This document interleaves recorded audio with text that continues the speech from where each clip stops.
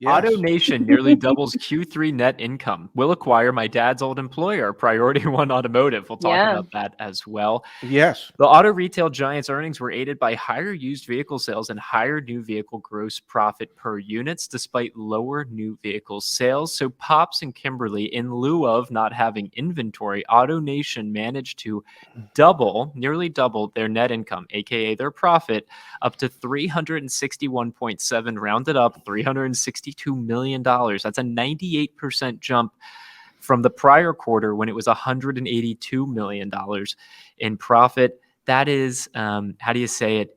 Insane. That's how I would say it. What do you think, Kimberly? I think it's I'm trying to think of the best. Insane is really great. Yeah. My hope is that we can do the same at YAA, but I doubt it. And they're not going to stop there. They're No. not going to stop there. That's the thing. In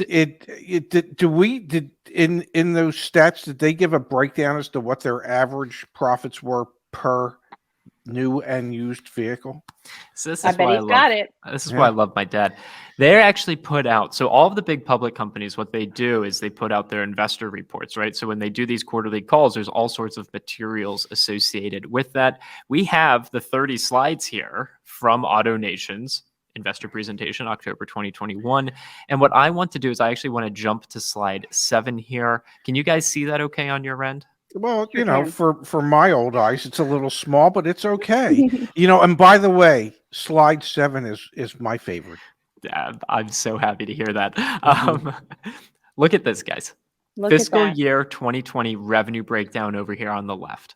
So 51% of revenues at AutoNation during fiscal year 2020 came from new car sales. Okay. 28% of revenues came from used car sales. 16% of revenues came from parts and service, and 5% of revenue came from F&I products. Wow. Okay. Over here to the right, gross profit. And so for everyone playing along at home, gross profit is revenue less your costs of goods sold. Your finance and insurance. Thank you for that, by the way. You're welcome. Yes. Yeah. It's just, I didn't know that a while ago. So Okay. don't tell our investors that. But look at this. Finance and insurance represents 30% of AutoNation's gross profit. It was 5% of the revenue. New vehicles represent 16% of the gross profit. It was 51%, of the revenue. Used, 13% of gross profit, 28% of revenue. Parts and service, 41% of gross profit, 16% of revenue. So what does that tell you? It tells me that even though they sell cars, it's what gets done in parts and service that means more to them than anything. And the second most important component is what the F&I goddess used to be able to provide in the dealerships, which is the finance and insurance back-end money, which is huge today, huger than it's ever been. Ginormous. It's so ginormous. If that doesn't prove to you just how much products are marked up, nothing does. Because did you see that little tiny sliver in the first one? And then there's a lot to be made back there. So luckily YAA will teach you how to negotiate those things in the finance office. And it's almost my analogy of the small potatoes, medium-sized potatoes, and big potatoes. If we can help you when you buy a car, make sure that you're a small to medium-sized potato once you go into the finance office, we'll save you tons of money. Well, let's be really clear here. You go to a car dealership to buy a car.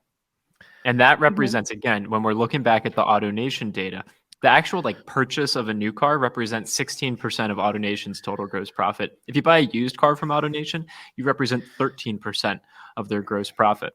Mm-hmm. When you go to a car dealership, you're also offered the opportunity to finance the vehicle through the dealership and to buy ancillary products, extended warranties, gap insurance, tire and wheel protection, roadside packages, dent and ding protections, paint and fabric protections.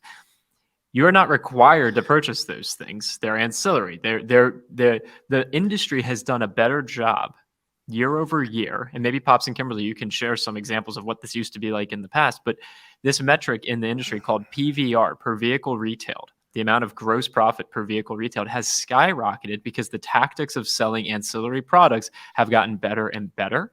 And consumers are have a willingness to purchase them. And then you look back on this, 5% of their revenues, 5% of the, what was it, total revenue that, let me get the number, they had $6.38 billion in revenue in the third quarter, okay? Yeah, with a B. With a B. And 5% of that was through the sale of extended warranties, gap insurance, things like that. Protection packages through finance. Yes. But that made up 30% of the gross profit, and you don't have to buy any of them. Hard stop.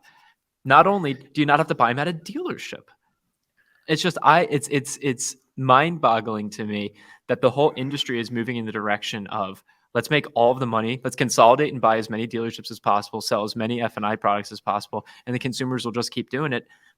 Just say no or negotiate the price, and a lot of people don't realize they can do either.